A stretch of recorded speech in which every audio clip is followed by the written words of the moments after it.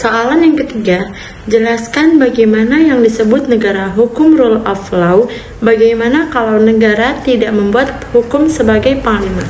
Jawaban saya, negara hukum atau rule of law merupakan konsep yang menempatkan hukum sebagai panglima dalam menjalankan pemerintahan dan mengatur kehidupan masyarakat.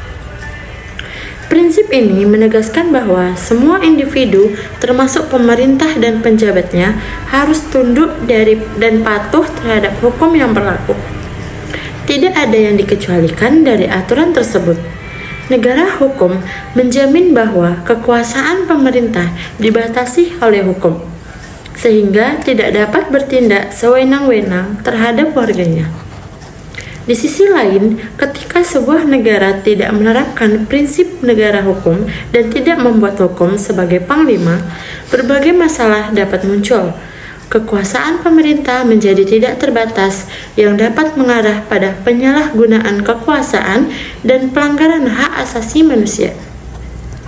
Tanpa hukum yang jelas dan berlaku untuk semua, tidak ada jaminan perlindungan yang adil bagi warga negara dari tindakan sewenang-wenang pemerintah atau pihak-pihak lain. Tanpa prinsip negara hukum, stabilitas hukum dan kepastian hukum menjadi terancam.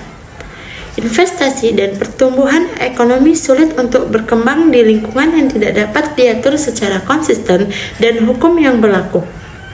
Ketidakpastian hukum dapat menghambat pengembangan bisnis, investasi asing, dan kemajuan ekonomi secara keseluruhan. Negara yang tidak mengikuti prinsip negara hukum cenderung dianggap tidak dapat diandalkan dalam kaitannya dengan kewajiban internasional dan perlindungan hak-hak negara lain. Ini dapat merusak reputasi dan hubungan diplomatik suatu negara dengan komunitas internasional secara keseluruhan.